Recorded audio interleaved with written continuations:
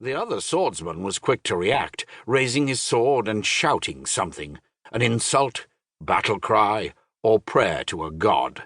Kaspar didn't know which. All the former duke knew was that he had perhaps 3 or 4 seconds to live. Instead of moving away from the attacker, Kaspar threw himself at the man, coming up hard against him as the sword fell through empty air.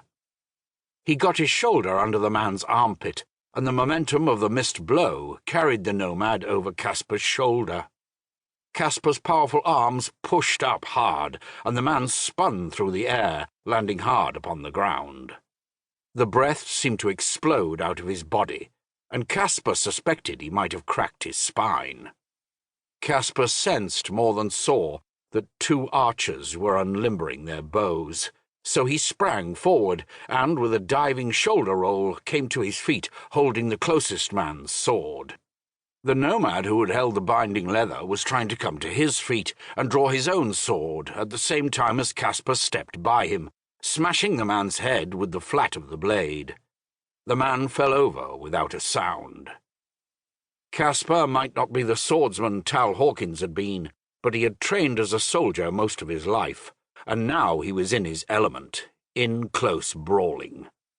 He ran at the 3 riders, 2 with bows and 1 with a slender lance, that man levelling his weapon as he put his heels to his horse's barrel.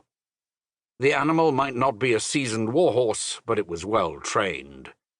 It leapt forward as if sprinting from the starting line in a race, and Kaspar barely avoided being trampled. He almost took the point of the man's lance in the chest, but with a quick move to the left evaded it.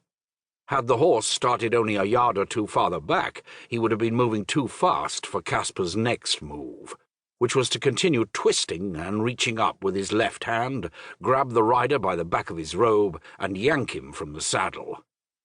Kaspar didn't wait to see the man hit the ground, but used his momentum to keep turning until he was facing the closest rider, who was trying to draw his bow.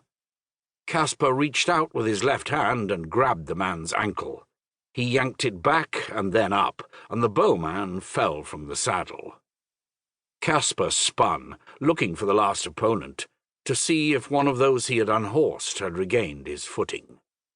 He turned twice before accepting his situation. Slowly he stood up and let the sword fall from his fingers. The last bowman had calmly moved his horse away a few yards, and now sat quietly in the saddle, drawing a bead on Kaspar. It was hopeless. Unless he was a terrible shot, Kaspar would never avoid the arrow pointing at his chest.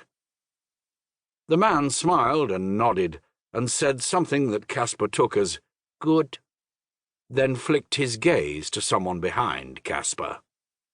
Suddenly, one of the riders he had embarrassed smashed his forearm into the back of Kaspar's neck, driving him to his knees. Kaspar tried to turn as he heard metal clanking, and he realized someone was approaching with his discarded manacles. Before he could get his head around, cold iron slammed into the point of his jaw. Bright lights exploded behind his eyes for an instant before he lapsed into unconsciousness. Kaspar's jaw throbbed. His neck hurt, and he felt sore all over his body. He was disoriented for a moment, then remembered the confrontation with the nomads. He blinked, trying to clear his vision, then realized it was night. From the variety of aches he experienced when he tried to move, he assumed the riders had spent a fair amount of time kicking him after he had been knocked unconscious, displaying their displeasure at the manner in which he had received their request for him to surrender. He judged it a good thing he hadn't killed any of them, for that would probably have earned him a cut throat. He realized his chance of escaping that encounter had been slim. He struggled upright, no mean feat with his hands bound behind him with leather cords.